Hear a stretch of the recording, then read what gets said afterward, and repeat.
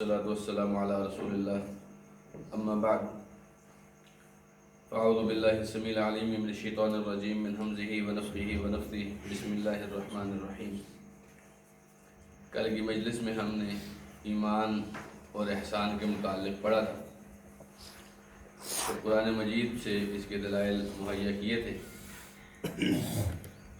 آج کی مجلس میں ہم وہ حدیث پڑھیں گے جس حدیث کی روشنی میں ہم نے دین اسلام کے یہ 3 مراتب طے کیے تھے۔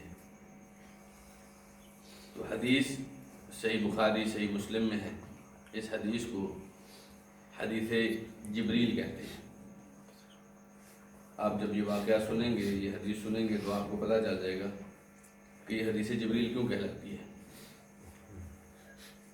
حدیث جبریل اس طرح ہے کہ عن عمر بن الخطاب رضی اللہ تعالی عنہ قال بینما نحن جلوس عند رسول اللہ صلی اللہ علیہ وسلم، ایک مرتبہ ہم رسول اللہ صلی اللہ علیہ وسلم کے پاس بیٹھے ہوئے تھے۔ اذ طلع علینا رجل شدید بیاض الثیاب، کہ ہمارے پاس ایک آدمی ہمارے سامنے آیا۔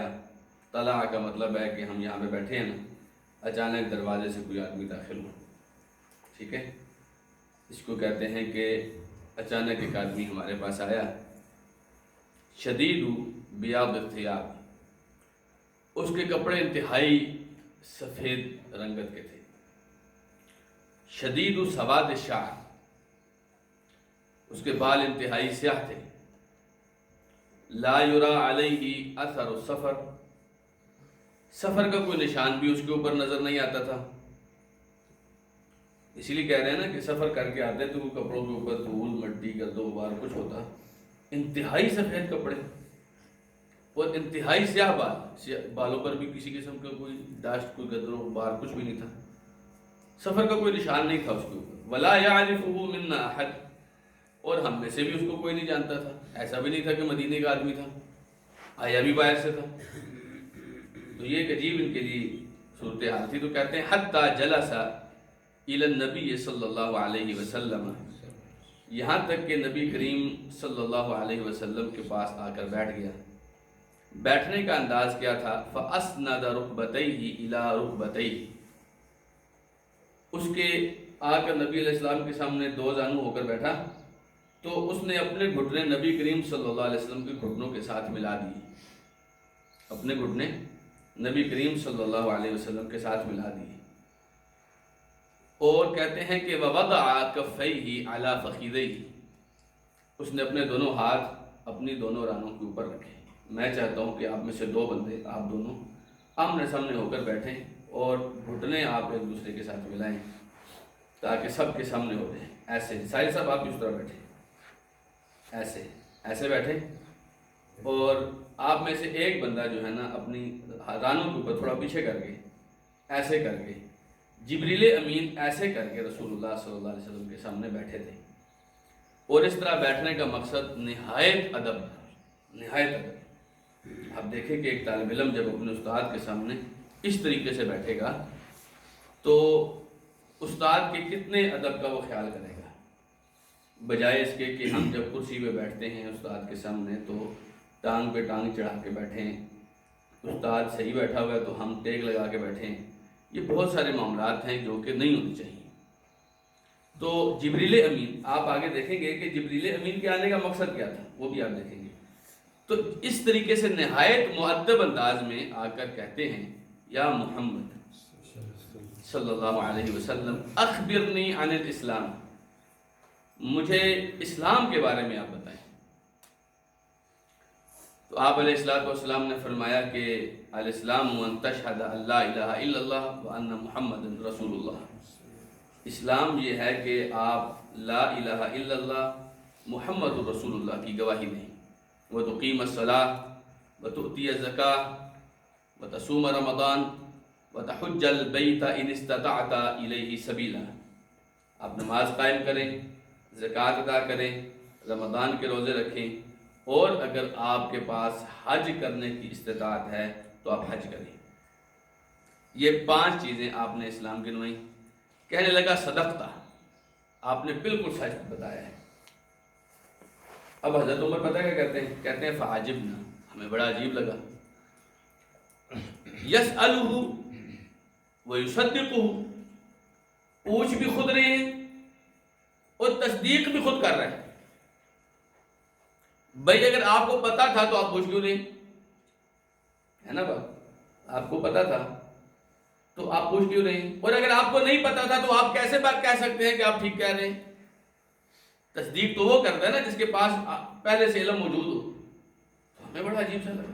کئی لوگ آتے تھے نبی اسلام کی مجلس میں آتے تھے، جس آدمی کو نیا پتہ چلتا تھا اچھا جی کوئی نیا دین ہے، آ کے پوچھتا تھا ہاں جی بتاؤ کون سا دین ہے، یہ کیا چیز ہے تمہارا دین؟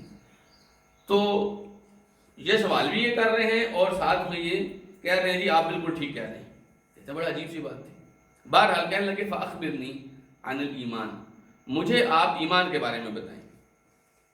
تو آپ علیہ الصلوۃ والسلام نے فرمایا ان تؤمن باللہ وملائکتہ وکتبہ ورسلہ والیوم الآخر والقدر خیرہ وشرہ۔ یہ 6 ارکان تھے نا ایمان کے، جی نبی کریم صلی اللہ علیہ وسلم نے بعین ہی یہ 6 ارکان گنوائے۔ قال صدقتا، کہنے لگا بالکل ٹھیک کہہ رہے ہیں۔ پھر کہنے لگے اخبرنی عن الاحسان، مجھے احسان کے بارے میں بتائیں۔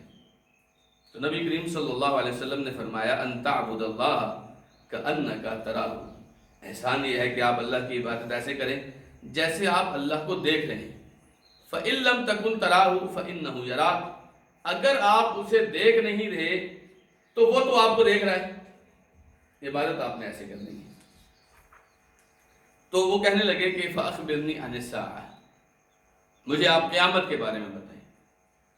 تو نبی علیہ الصلوۃ والسلام نے فرمایا مل مسئول عنہا باعلم من السائل، یہ جس سے پوچھا جا رہا ہے نا وہ پوچھنے والے سے زیادہ نہیں جانتا۔ جس سے پوچھا، یعنی آپ جو مجھ سے پوچھ رہے ہیں نا تو میں آپ سے زیادہ نہیں جانتا۔ مطلب کیا ہے، جتنا آپ کو پتا ہے اتنا مجھے پتا ہے، یعنی آپ کو بھی نہیں پتا کب آئے گی اور مجھے بھی نہیں پتا کب آئے گی۔ قرآن مجید میں آتا ہے نا قل ان ادری اقریب ما توعدون، آپ ان سے کہیے کہ مجھے نہیں پتا کہ جس کا تم سے وعدہ کیا جا رہا ہے کہ وہ قریب ہے، ام یجعل له ربی امدا، یا اللہ تعالیٰ نے اس کے لیے کوئی لمبی مدت بنا رکھی ہے۔ آپ فرمائیے کہ مجھے نہیں پتا۔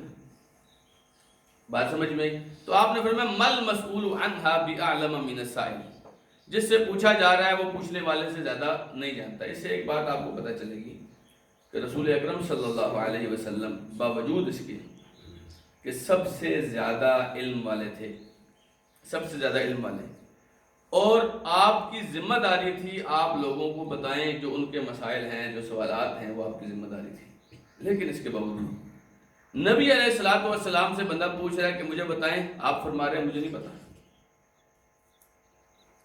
اس سے پتہ چلتا ہے کہ آپ کا یہ کہنا نا کہ مجھے نہیں پتا، آپ کی کسی طرح کی کوئی توہین نہیں ہے، کوئی اس میں آپ کی عزت میں کمی نہیں آئے گی، آپ کی شان میں کمی نہیں آئے گی، آپ کے عہدے میں کمی نہیں آئے گی۔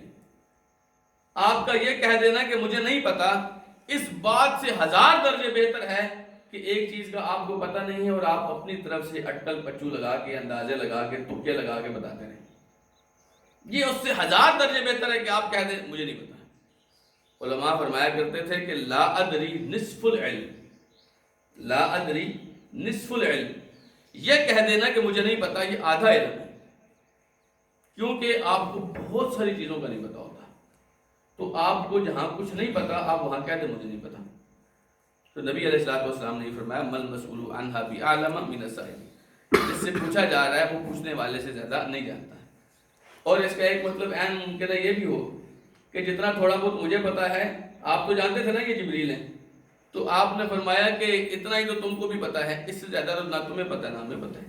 اب نبی علیہ السلام کے پاس جتنا علم آتا تھا کون لے کے آتا تھا؟ جبریل لے کے آتے تھے نا۔ تو جبریل امین کو بھی اتنا ہی علم تھا جتنا رسول اکرم صلی اللہ علیہ وسلم کو تھا۔ تو وہ کہنے لگے اچھا چلیں فاخبرنی عن اماراتھا، مجھے کچھ قیامت کی نشانیوں کے بارے میں بتائیں، کچھ نشانیاں ایسی بتا دیں کہ مجھے پتہ چلتے کہ یہ معاملات ہونے ہیں۔ آپ نے فرمایا انت لدل امت ربتہا، کہ جب لونڈی اپنی مالکہ کو جنے گی، جب لونڈی اپنی مالکہ کو جنے گی، وَأَن تَرَى الْحُفَاةَ الْعُرَاةَ الْعَالَ رِعَاءَ الشَّاءِ يَتَطَاوَلُونَ فِي الْبُنْيَانِ، اور جب تم دیکھو گے ننگے پاؤں، ننگے بدن، فقیر لوگ، بکریاں چرانے والے اونچی اونچی بلڈنگیں بنانے میں ایک دوسرے کا مقابلہ کریں گے. ٹھیک ہے، تو یہ دو نشانیاں آپ نے بتائی. ایک نشانی کیا تھی؟ ان تلد الامۃ ربتہا، کہ لونڈی اپنی مالکہ کو جلے گی. اس کی علماء نے کئی تشریحات کی جس میں سے دو بہت اہم ہیں. ایک تشریح علماء نے یہ کی ہے کہ والدین کی نافرمانی اتنی عام ہو جائے گی کہ ماں کے ساتھ ایسا معاملات ہوں گے، بیٹی ایسی معاملات کرے گی کہ ماں کو لگے گا میں اس کی لونڈی ہوں، میں اس کی لونڈی ہوں اور یہ میری مالکہ ہے. حالانکہ جنا کس نے تھا؟ جنا تو ماں نے تھا نا.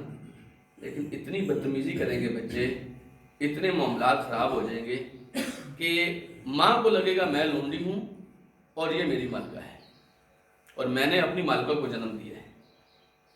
ایک معنی یہ ہے. دوسرا معنی یہ ہے زنا اتنا عام ہو جائے گا، بدکاری اتنی عام ہو جائے گی کہ رشتوں کا کسی طرح کا کوئی پاس بھی نہیں ہوگا، کسی طرح کا کوئی پاس نہیں ہوگا. لونڈیاں، ان کے پیٹ میں جو بچے ہوں گے وہ ان کی مالکہ بن جائیں گے. لونڈیوں کے پیٹ میں بچے مالکوں کے ہوں گے اور یہ لونڈی کی لونڈی رہے گی اور وہ مالکہ بن جائے گی. تو یہ دو تشریحات علماء نے کی ہیں اس جملے کی. دوسری آپ نے فرمایا تم دیکھو گے ننگے پاؤں، ننگے بدن، غریب فقیر لوگ، بکریاں چرانے والے لوگ اونچی اونچی بلڈنگیں بنانے میں ایک دوسرے کا مقابلہ کریں گے. اور اگر آپ اس وقت دبئی اور سعودی عرب کی بلڈنگوں کے آپس میں مقابلہ بازی دیکھیں تو میرے خیال میں یہ حدیث سمجھتے ہوئے آپ کو مجھے کوئی مشکل پیش نہیں آئے گی. یہ وہی لوگ تھے جو بکریاں چرانے والے تھے، یہ وہی لوگ تھے جو جن کے پاس پہننے کے لیے کپڑے نہیں تھے، جن کے پاس پاؤں میں پہننے کے لیے جوتے نہیں تھے. لیکن صورت حالات یہاں پر پہنچ گئی ہے کہ ایک کہتا ہے میری سب سے بڑی بلڈنگ اونچی میں نے بنائی ہے. اچھا، بالکل وہی الفاظ بھی آپ نے فرمایا اونچی بنانے میں، زیادہ لمبی بلڈنگیں بنانے میں ایک دوسرے کا مقابلہ کریں گے. تو یہ بالکل اسی طرح کر رہے ہیں. میری اونچی ہے، دوسرا کہتا نہیں دبئی ٹاور اونچا ہے، کہتا نہیں مکہ کلاک ٹاور اونچا ہے. اب یہ ایک اور کچھ بنا رہا ہے، پھر یہ کچھ اور بنائیں گے. تو یہ مقابلہ بازی چل رہی ہے. تو یہ دو نشانیاں آپ علیہ الصلوۃ والسلام نے بتائیں. قال فمضى، وہ یہ سوالات کر کے جوابات سن کے وہ چلا گیا. فلبثنا مليا، حضرت عمر کہتے ہیں ہم تھوڑی دیر وہاں بیٹھے رہے. فقال یا عمر اتدری من السائل، نبی کریم صلی اللہ علیہ وسلم نے پوچھا کہ عمر آپ کو پتہ یہ سوال کرنے والا کون تھا؟ قلت اللہ ورسولہ اعلم، عمر کہتے ہیں یہ اللہ اس کے رسول کو پتہ ہے. آپ یہاں بھی ادب دیکھیے ذرا. کہتے ہیں کہ وہ چلا گیا. اب ہوتا کیا ہے، وہ چلا گیا، ہمیں کوئی نیا بندہ ملا، وہ دیکھ رہے ہیں کہ رسول اللہ کے ساتھ بیٹھا ہوا ہے، تو وہ چلا گیا تو فوراً آ کے رسول اللہ کے گرد گھیرا تنگ کر دیا. یہ کون تھا کون تھا؟ صحابہ نے ایسے نہیں کیا، بالکل بھی نہیں کیا، چپ. اب ان کو پتہ ہے یا تو رسول اللہ صلی اللہ علیہ وسلم خود بتا دیں گے یا آپ نے مناسب ہی نہیں سمجھا ہوگا کہ میں ان کو کچھ بتا دوں. تو کہتے ہیں ہم کچھ دیر ایسے ہی بیٹھے رہے. پھر رسول اللہ صلی اللہ علیہ وسلم نے پوچھا عمر تمہیں پتہ یہ کون تھا؟ تو کہتے ہیں اللہ اس کے رسول کو زیادہ پتہ ہے. آپ نے فرمایا ہذا جبریل، یہ جبریل تھے، جبریل تھے. اتاکم یعلمکم امر دینکم، یہ آئے اس لیے تھے تاکہ تمہیں تمہارے دین کے معاملات سکھا کر جائیں، تمہارے دین کے معاملات سکھا کر جائیں. آپ کو پتہ ہے ہمارے دین کا آغاز کہاں سے ہوتا ہے؟ اقرا سے. ایسے ہی ہے نا، اقرا سے ہمارے دین کا آغاز ہوتا ہے. دین سیکھنے سے دین کے معاملات شروع ہوتے ہیں، سیکھنے سے. جو جبریل نے جو کچھ سکھایا اسلام کے بارے میں، ایمان کے بارے میں، احسان کے بارے میں، ان سب سے پہلے جبریل نے بتایا کہ سیکھنا کیسے ہے. ان سب سے پہلے کیا بتایا؟ سیکھنا کیسے ہے، کیسے ادب کے ساتھ آ کر بیٹھنا ہے، کیسے آپ نے سوال کرنے ہیں. اور بسا اوقات آپ کو اپنے شیخ کی بات کے بارے میں پہلے علم نہیں بھی ہوتا تو بھی آپ اپنے شیخ کی بات کو، اپنے استاد کی بات کو معتبر ہی سمجھیں گے، کیونکہ آپ نے اس پر اعتبار کر کے ہی تو ان کے پاس علم حاصل کرنے کے لیے آئے ہیں، تو اپنے شیخ کی بات کو معتبر سمجھیں گے۔ ایسا نہیں کہ شیخ میں نے تو فلاں سے سنا تھا، وہ تو ایسے کہہ رہا تھا، یہ ایسے نہیں، ایسے ہو جائے تو پھر کیا ہوگا، مطلب گراس کچھ نہیں، اور شیخ کی بات کو کاٹ دینا اور شیخ کو یہ باور کرانا کہ تمہیں تو پتہ ہی کچھ بھی نہیں ہے۔ ایسا کچھ بھی نہیں تھا۔ جبریل امین، نبی علیہ السلام جو فرما رہے تھے، جبریل امین کہتے ہیں آپ بالکل ٹھیک فرما رہے ہیں۔ تو سب سے پہلے جو آپ کے دین کی اصلاح ہوگی نا جی، وہ یہاں سے ہوگی کہ آپ کو سیکھنے کا انداز آنا چاہیے۔ اور اس بارے میں اگر میں یہ کہوں کہ اسلام کو فخر ہے کہ مسلمان علماء اور محدثین نے اس موضوع پر بڑی بڑی کتابیں لکھی ہیں کہ علم سیکھنے والے کے آداب کیا ہیں اور سکھانے والے کے آداب کیا ہیں۔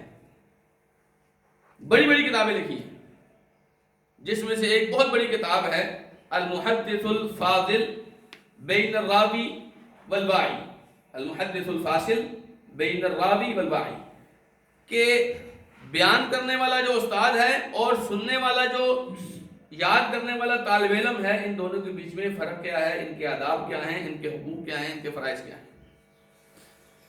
امام ابن الصلاح ہیں رحمہ اللہ، اصول حدیث کے بڑے ماہر تھے، ان کا ایک چھوٹا سا کتاب ہے، اس کا نام ہے ادب المفتی والمستفتی، سوال کرنے والے کے آداب اور جس سے سوال ہو رہے ہیں مفتی صاحب، ان کے آداب۔ مفتی صاحب کو بھی ایک دائرے میں انہوں نے آداب کے ساتھ پابند کیا کہ آپ اس دائرے میں رہ کر لوگوں کو جواب دیں گے، اور مستفتی جو سوال کرنے کے لیے آ رہا ہے اس کو بھی آداب سکھائے ہیں، آپ نے اس انداز میں مفتی صاحب سے سوال کرنے ہیں، ٹھیک ہے۔ اسی طریقے سے امام ابن قیم رحمہ اللہ کی ایک بہت بڑی کتاب ہے اعلام الموقعین عن رب العالمین، نام دیکھیے کتاب کا، کہتے ہیں رب العالمین کی جانب سے نائب بن کر دستخط کرنے والوں کو کچھ تنبیہات کی انہوں نے۔ رب العالمین یعنی علماء جو ہوتے ہیں یہ اللہ کے دین کے اللہ کی طرف سے نائب ہوتے ہیں نا۔ میں آپ کو جو یہاں پہ بیٹھ کے بتاتا ہوں، میں کیا بتاتا ہوں کہ میرے ابو جی ایسے تھے؟ نہیں، ہم آپ کو اللہ کا قرآن بتا رہے ہوتے ہیں، رسول اللہ صلی اللہ علیہ وسلم کا فرمان بتا رہے ہوتے ہیں، ہم نائب ہیں اللہ اور اس کے رسول کی جانب سے۔ جب ہم کسی فتوے پہ دستخط کرتے ہیں تو یہ فتویٰ ہماری بات نہیں ہوتی، ہم بتا رہے ہوتے ہیں کہ یہ فتویٰ قرآن اور حدیث کے مطابق آپ کو میں نے دیا ہے۔ تو تب آپ کے پاس کچھ علوم ہونے چاہیے، کچھ دائرے ہونے چاہیے، کچھ حدود ہونے چاہیے، کچھ آداب ہونے چاہیے، تاکہ آپ ان دائروں کے اندر، ان حدود کے اندر رہ کر لوگوں کو علم دے سکیں۔ بات سمجھیں؟ تو اسلام کے علماء نے بہت بڑی بڑی کتابیں، خطیب بغدادی کی کئی کتابیں ہیں اس موضوع پر کہ آپ نے علماء سے علم لینا کیسے ہے اور علماء نے آپ کو علم دینا کیسے ہے۔ تو آپ نے فرمایا نا اتاکم یعلمکم امر دینکم، جبریل اس لیے آئے ہیں تاکہ آپ کو آپ کے دین کے معاملات سکھائیں۔ تو اسلام، احسان اور ایمان کے بارے میں تو بعد میں سکھایا نا، قیامت کی نشانیوں کے بارے میں تو بعد میں سکھایا، پہلے سکھایا کہ آپ نے بیٹھنا کیسے ہے۔ صحابہ کرام کے بارے میں آتا ہے جب نبی علیہ السلام کی مجلس میں بیٹھتے تھے، ایسے بیٹھتے تھے کہ اگر کوئی پرندہ آ کے ان کے سر پہ بیٹھے تو وہ اڑے گا نہیں، وہ پرندہ اڑے گا نہیں، کیونکہ یہ اپنے سر کو ہلاتے بھی نہیں تھے، اتنے توجہ کے ساتھ نبی علیہ السلام کی بات سنتے تھے۔ تو ایسا کرنا چاہیے۔ پھر اسلام کے بارے میں پوچھا، ایمان کے بارے میں پوچھا، احسان کے بارے میں پوچھا، اور نبی علیہ السلام نے بالترتیب سب چیزوں کے جواب دیے، اور ان چیزوں کی ہم تفصیل پڑھ رہے ہیں۔ پھر نبی علیہ السلام نے جہاں کہہ دیا نا کہ مجھے نہیں پتا، ٹھیک ہے جی آپ کو نہیں پتا، چلیں آپ اس کے بارے میں تھوڑا بہت جو پتہ ہو سکتا ہے وہ آپ بتا دیجیے۔ تو نبی علیہ السلام نے وہ بھی بتایا۔ اس سے ایک بات میرے ذہن میں اور بھی آ رہی ہے، علم سیکھنے کے لیے حدیث میں کیا آیا ہے کہ شدید بیاض الثیاب، نہایت سفید کپڑے تھے، شدید سواد شعر، بال انتہائی سیاہ تھے۔ کیا مطلب؟ نہا دھو کر صفائی کے ساتھ اچھے کپڑے پہن کر علم سیکھنے کے لیے آنا چاہیے۔ ایسی بات ہے کہ نہیں؟ جتنے اچھے کپڑے پہنیں گے، جتنا فریش ہو کے آئیں گے، اپنی طبیعت کو صاف کر کے آئیں گے، علم سیکھنے کا اتنا مزہ بھی آئے گا اور اتنا آپ کے دل میں شوق بھی پیدا ہوگا۔ تو ان چیزوں کا ہمیں خیال رکھنا چاہیے۔ تو یہ حدیث جبریل ہے دین کی اساسی چند احادیث جن کی بنیاد پر آپ یوں کہیں کہ پورا دین قائم ہے، ان میں یہ حدیث سب سے بنیادی حدیث ہے۔ اس کے اوپر ہمارے جو شیخ تھے، شیخ محدث زبیر علی زئی رحمہ اللہ، انہوں نے پوری کتاب لکھی ہے شرح حدیث جبریل، شرح حدیث جبریل۔ اس حدیث کے تناظر میں انہوں نے پورا دین سکھایا ہے۔ ہم نے تو مختصراً پڑھا نا نماز ایسے ہے اور روزہ ایسے ہے، انہوں نے اس نماز کے ارکان، اس کے طریقے، ہر چیز آپ کو سکھائی ہے، کیونکہ حدیث جبریل میں آتا ہے کہ یہ تمہیں دین سکھانے ہیں۔ تو دین کی جتنی بنیادی معلومات تھیں ساری کی ساری اس حدیث میں آ گئی ہیں نا۔ آپ کا اسلام کب قبول ہوگا، آپ کا ایمان کب قبول ہوگا، آپ اگر اوپر کے درجے میں احسان میں جانا چاہتے ہیں تو اس کے کیا انداز ہے، پھر آپ قیامت کے بارے میں اگر جاننا چاہتے ہیں تو وہ کیا ہے، یہ اس حدیث میں بہت اچھے طریقے سے بیان ہوا ہے۔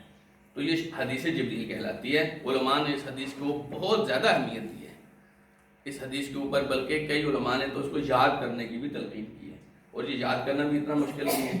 آپ کو ایمان کے ارکان تو آنے ہی چاہیے، اسلام کے ارکان تو آپ کو آنے ہی چاہیے، احسان کا تو آپ کو پتہ چل ہی گیا ہے، ٹھیک ہے۔ باقی قیامت کی 2 نشانیاں بیان ہوئی ہیں، کون بتائے گا کون کون سی بیان ہوئی ہیں؟ ہیں جی، لونڈی اپنے مالک کو جنم دے گی۔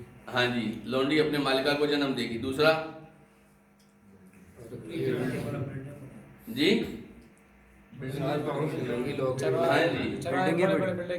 غریب فقیر بکریوں کے چرواہے، ننگے پاؤں ننگے بدن رہنے والے، اتنی اونچی اونچی بلڈنگیں بنانے میں ایک دوسرے کا مقابلہ کریں۔ تقریباً پوری حدیثی آپ کو یاد ہوگی انشاءاللہ، ٹھیک ہے۔ تو اس کو لفظ بلفظ یاد کرنے کی کوشش کرنی چاہیے، اپنے بچوں کو سکھانی چاہیے۔ جیسے ہم بچوں کو ٹوئنکل ٹوئنکل سکھاتے ہیں، یہ تو کسی کھاتے کی چیز نہیں ہے نا ہمارے لیے، تو اس میں کوئی فائدہ نہیں۔ بچوں کو سکھائیں اسلام میں 5 چیزیں ہیں، شہادت لا الہ الا اللہ وان محمد رسول اللہ، نماز، یہ بچوں کے ذہن میں ہونی چاہیے انشاءاللہ۔ بارک اللہ فیکم۔ اس کے بعد جو اگلی بنیاد ہے، 2 بنیادیں ابھی تک ہم نے پڑھی ہیں، ایک آپ کے رب کی پہچان اور ایک آپ کے دین کی پہچان۔ اس کے بعد ہے آپ کے نبی کی پہچان، معرفت نبیکم محمد صلی اللہ علیہ وسلم۔ آپ اپنے نبی محمد صلی اللہ علیہ وسلم کو پہچانیں۔ محمد صلی اللہ علیہ وسلم کون ہیں؟ شیخ فرماتے ہیں وَهُوَ مُحَمَّدُ بْنُ عَبْدِ اللَّهِ ابن عبد المطلب ابن ہاشم، وہاشم من قریش، وقریش من العرب، والعرب من ذریۃ اسماعیل ابن ابراہیم الخلیل علیہ وعلی نبینا افضل الصلاۃ والسلام۔ ہمارے محمد صلی اللہ علیہ وسلم، ان کی کچھ چھوٹا سا نسب نامہ، آپ عبداللہ کے بیٹے تھے، عبداللہ عبد المطلب کے بیٹے تھے، عبد المطلب ہاشم کے بیٹے تھے، اور ہاشم جو تھے یہ قریش میں سے تھے، اور قریش عرب میں سے تھے، اور عرب حضرت اسماعیل علیہ السلام کی اولاد تھے۔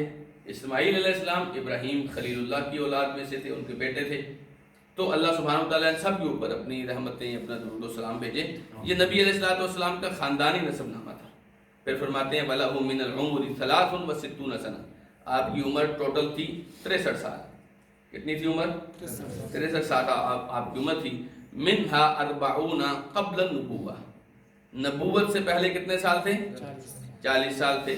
و23 نبیا رسولا، 23 سال آپ نے کس حالت میں گزارے؟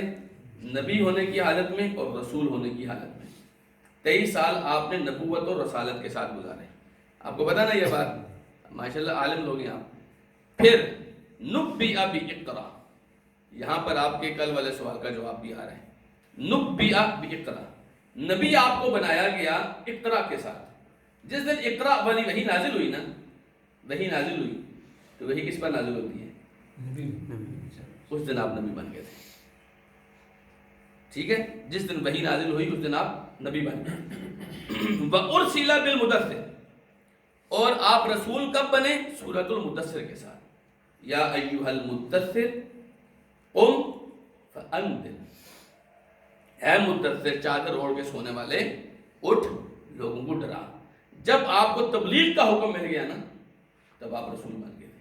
ہم نے کہا نا جب تک آپ کے پاس صرف وحی آ رہی ہے تو نبی ہے۔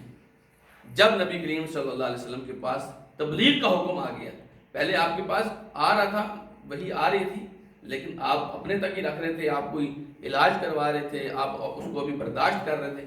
جو ہی آپ علیہ السلام کو بات سمجھ آنا شروع ہوئی، اللہ تعالیٰ نے آپ کو تبلیغ کے لیے میدان میں اتار دیا، ٹھیک ہے۔ تو وَأُرْسِلَ بِالْمُدَثِّرِ، اقرا کے ساتھ کیا آپ نبی بنے تھے، اور سورۃ المدثر کے ساتھ آپ رسول بنے تھے، ٹھیک ہے۔ وَبَلَدُهُ مکہ، آپ کا اپنا علاقہ کون سا تھا؟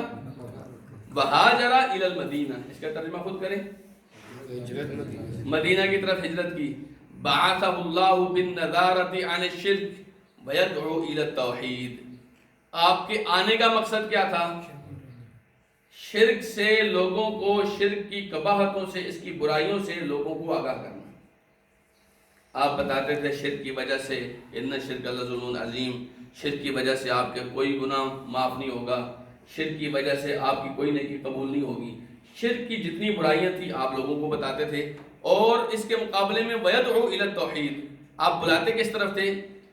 توحید کی طرف آپ بلاتے تھے.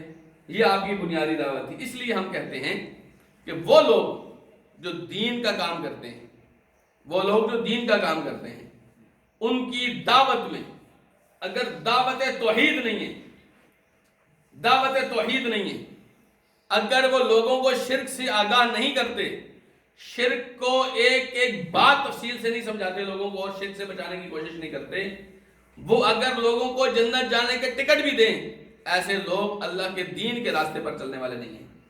کیونکہ اللہ کے دین کے لیے سب سے بنیادی بات اللہ کی توحید ہے. وَمَا أَرْسَلْنَا مِن رَّسُولٍ، ہم نے کوئی بھی رسول بھیجا، وَلَقَدْ بَعَثْنَا فِي كُلِّ أُمَّةٍ رَّسُولًا، ہم نے ہر امت میں جو رسول بھیجا، کیوں بھیجا؟ أَنِ اعْبُدُوا اللَّهَ، کہ تم اللہ کی عبادت کرو، وَاجْتَنِبُوا الطَّاغُوتَ، طاغوت سے تم بچو. تو ہر نبی کی دعوت کیا تھی؟ طاغوت سے بچو اور اللہ کی طرف آؤ. اگر کوئی آدمی آپ کو طاغوت کے بارے میں نہیں بتا رہا، شرک کے بارے میں نہیں بتا رہا، آپ کو مشرکوں کے بارے میں نہیں بتا رہا، تو اس کا مطلب ہے وہ آپ کو اللہ کا دین نہیں بتا رہا.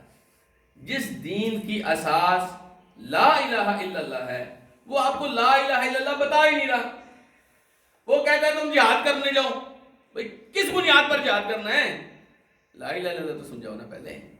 ایسا نہ ہو اس کو پتہ ہی نہیں ہے بنیاد کیا ہے.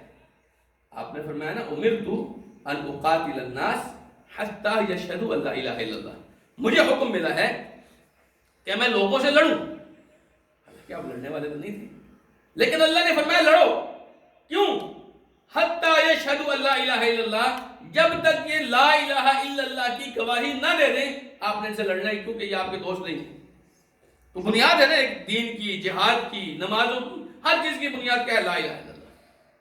والدلیل قوله تعالی یا ایھا المدثر قم فانذر، اے چادر اوڑھنے والے اٹھ اور لوگوں کو سمجھا، لوگوں کو ڈرا.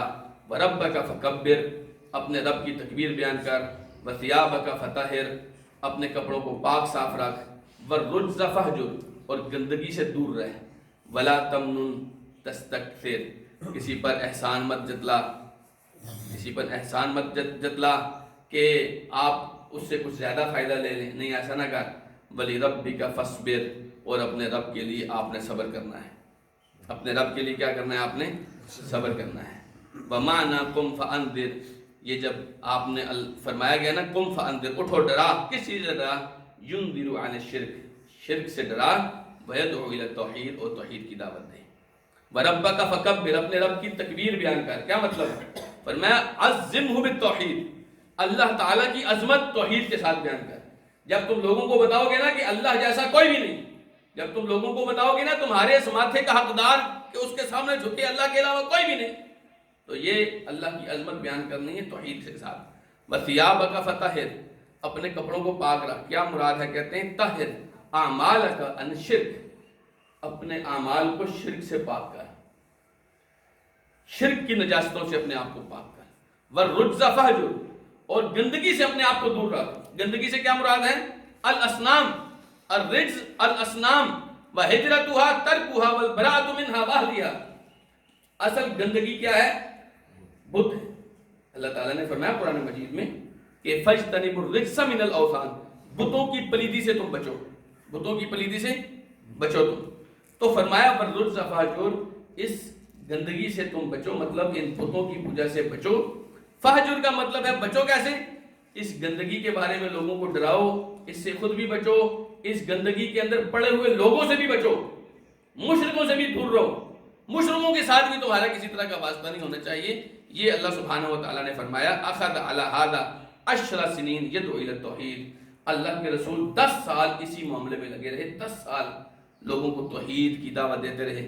وَبَعْدَ الْعَشْرِ عُرِجَ بِهِ إِلَى السَّمَاءِ، ان 10 سالوں کے بعد آپ کو آسمان کی طرف چڑھایا گیا۔ معراج کا ذکر ہے، 10 نبوی کو تقریباً معراج ہوئی۔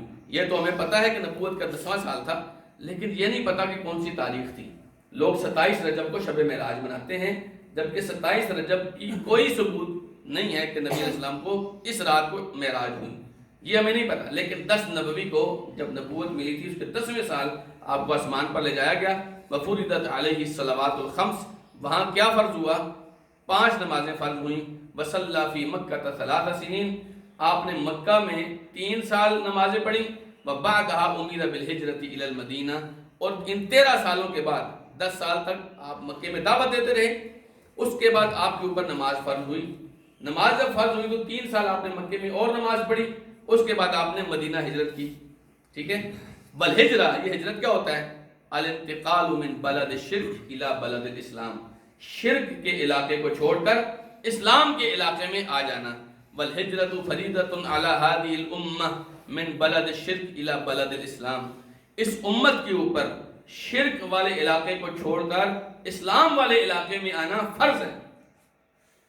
اس امت کے اوپر شرک والے علاقے کو چھوڑ کر اسلام والے علاقے میں آنا فرض ہے۔ وَهِيَ بَاقِيَةٌ إِلَىٰ أَن تَقُومَ السَّاعَةُ، اور یہ ہجرت قیامت قائم ہونے تک باقی ہے، کیونکہ قیامت قائم ہونے تک کچھ علاقوں میں اسلام ہے، کچھ علاقوں میں شرک اور کفر ہے۔ لازم ہے کہ آپ شرک اور کفر کے علاقوں کو چھوڑ کر اسلام کے علاقے میں آئیں، یہ بہت لازم ہے، اس بات کا ہمیں خیال کرنا چاہیے۔ کیوں؟ اس کی دلیل کیا ہے؟ دلیل سنیے، اس پر ہم اکتفا کریں گے آج انشاءاللہ۔ فرمایا ان الذین توفاہم الملائکۃ ظالمی انفسہم، فرمایا کچھ لوگ ایسے ہیں جن کو جب فرشتے قبض کرتے ہیں ان کی روح، وہ اپنے ساتھ ظلم کر رہے ہوتے ہیں، اپنے ساتھ ظلم کر رہے ہوتے ہیں۔ قالوا فیما کنتم، فرشتے کہتے ہیں تم کیسے دنیا میں رہتے تھے؟ قالوا كنا مستضعفین فی الارض، وہ آگے سے کہتے ہیں زمین میں ہم بہت کمزور تھے۔ اب مشرکوں کے علاقے میں اسلام کو کون حیثیت دیتا ہے؟ آپ آئے روز دیکھتے ہیں کبھی کسی ماں کا دوپٹہ چھین کے، کسی بہن کا دوپٹہ چھین کے ان کو گلیوں میں روندا جا رہا ہوتا ہے، بھائی تم نے نقاب کیوں کیا ہے، تم نے حجاب کیوں کیا ہے۔ آئے روز دیکھتے ہیں مسلمانوں کی مسجدوں کی توہین کی جا رہی ہوتی ہے جی۔ تو ایسے علاقے میں رہنے والے لوگ تھے مسلمان۔ فرشتے کہتے ہیں کیسے رہتے تھے؟ وہ کہتے تھے بہت کمزور تھے، بہت تکلیف میں رہتے تھے۔ فرشتے آگے سے پتہ کیا کہیں گے؟ قالوا الم تکن ارض اللہ واسعہ، اللہ کی زمین بہت بڑی نہیں تھی؟ فتہاجروا فیہا، کہیں اور چلے جاتے، کہیں اور ہجرت کر جاتے نا، اتنے تنگ تھے یہاں پر تو کہیں اور ہجرت کر جاتے۔ اب اور ہجرت ہم کدھر کریں گے؟ ہمیں تو ڈالر چاہیے نا، ہمیں تو یورو چاہیے، ہمیں تو پاؤنڈ چاہیے، ایسے ہی ہے نا۔ ہم نے تو یعنی پیسے کمانے ہیں، جب پیسے ہم نے کمانے ہیں تو پھر ہم اللہ کے دین کو بچانے کی فکر تو نہیں کریں گے نا۔ اب فرشتے ان کو مرتے ہوئے کہہ رہے ہیں اللہ کی زمین اتنی بڑی تھی تم کہیں اور چلے جاتے، ہجرت کر جاتے۔ میں فَأُولَٰئِکَ مَأْوَاهُمْ جَهَنَّمُ، ان کا ٹھکانہ جہنم میں ہوگا، وَسَاءَتْ مَصِیرًا، اور وہ بہت برا ٹھکانہ ہے۔ فرمایا إِلَّا الْمُسْتَضْعَفِينَ مِنَ الرِّجَالِ وَالنِّسَاءِ وَالْوِلْدَانِ لَا يَسْتَطِيعُونَ حِيلَةً وَلَا يَهْتَدُونَ سَبِيلًا، سوائے ان لوگوں کے جو کمزور تھے، مرد تھے، عورتیں تھیں، بچے تھے، جو ہجرت کر کے جا نہیں سکتے تھے۔ جیسے آپ کو کوئی ویزا ہی نہ دے رہا ہو، ٹھیک ہے، کیونکہ دوسرے لوگ ہمارے مسلمانوں والے بھی تو ویزے کے بغیر قبول نہیں کرتے نا۔ اب یہ جب برما میں واقعہ ہوا، جب برما میں روہنگیا کے مسلمانوں کو مارا گیا تو وہ بھاگ کے بنگلہ دیش کی طرف آئیں سمندری راستے سے، بنگلہ دیش والے ان کو آگے نہ آنے دیں، واپس چلے جائیں۔ اب واپس جاتے ہیں تو وہ کاٹتے ہیں، ٹھیک ہے، وہ ادھر آتے ہیں تو ادھر یہ داخل نہیں ہونے دیتے، ہاں بھائی آپ کدھر۔ تو یہ جو صورتحال ہے، فرمایا اگر ایسی صورتحال میں ہجرت نہیں کرتے تو پھر ان کے اوپر مسئلہ نہیں ہے، کیونکہ ان کو کوئی جانے نہیں دے رہا نا، نہ ان کو راستے کی سمجھ آ رہی ہے، نہ ان کے پاس جانے کا کوئی سسٹم ہے۔ فرمایا فَأُولَٰئِکَ عَسَى اللَّهُ أَن يَعْفُوَ عَنْهُمْ، ان لوگوں کو ممکن ہے کہ اللہ معاف کر دے، ان لوگوں کو وَكَانَ اللَّهُ عَفُوًّا غَفُورًا، فرمایا اللہ سبحانہ و تعالی بہت معاف کرنے والا، بہت بخشنے والا ہے۔ فرمایا یا عبادی، اے میرے بندو، الذین آمنوا، جو ایمان لائے ہو، ان ارضی واسعۃ، میری زمین بہت بڑی ہے، بہت بڑی زمین، فتہاجروا فإیایا فاعبدون، تو تم صرف میری عبادت کرو، صرف میری بات، اگر تمہیں ایک جگہ پہ اللہ کی عبادت نہیں کرنے دی، آپ انڈیا کے مسلمانوں کو دیکھیے، ان کو اللہ کی عبادت نہیں کرنے دی جا رہی، تو وہ کہیں ایسی جگہ جا سکتے ہیں جہاں پہ وہ کھل کے اللہ کی عبادت کر سکتے ہیں۔ امام بغوی کہتے ہیں سبب نزول هذه الآیہ فی المسلمین الذین بمکہ لم یہاجروا ناداہم اللہ بسم الایمان، ہے ایمان والے تھے، مسلمان تھے، مکے میں رہتے تھے، ہجرت نہیں کر کے گئے تھے، ان کو اللہ تعالیٰ نے سمجھایا کہ میری زمین بہت وسیع ہے، نکل جاؤ یہاں سے۔ والدلیل علی الہجرۃ من السنہ، ہجرت کی ایک دلیل سنت میں بھی ہے کہ آپ نے فرمایا لا تنقطع الہجرہ حتی تنقطع توبہ، ہجرت تب تک ختم نہیں ہوگی جب تک توبہ کا سلسلہ ختم نہ ہو، ولا تنقطع التوبہ حتی تطلع الشمس من مغربها، اور توبہ کا سلسلہ تب تک ختم نہیں ہوگا جب تک سورج مغرب سے طلوع نہیں ہو جاتا، تب تک توبہ کا سلسلہ بھی ختم نہیں۔ آپ کو پتہ ہے نا ایک دن آئے گا جب سورج مشرق سے نکلنے کی بجائے مغرب سے نکلے گا، اور جس دن سورج مغرب سے نکل آیا اس دن کسی کی توبہ قبول نہیں ہوگی، اور جیسے توبہ اس دن تک باقی ہے ویسے ہی آپ نے فرمایا ہجرت اس دن تک باقی ہے۔ اللہ سبحانہ وتعالیٰ مجھے اور آپ کو توفیق دے، جو کچھ کہا ہے جو کچھ سنا ہے اس پر عمل کرنے کی، ایمان، احسان، اسلام کے درجات پر چلنے کی، اللہ تعالیٰ اپنے تقوی کی، توحید کی ہمیں توفیق دے۔ جزاکم اللہ خیرا، وآخر دعوانا ان الحمد للہ رب العالمین۔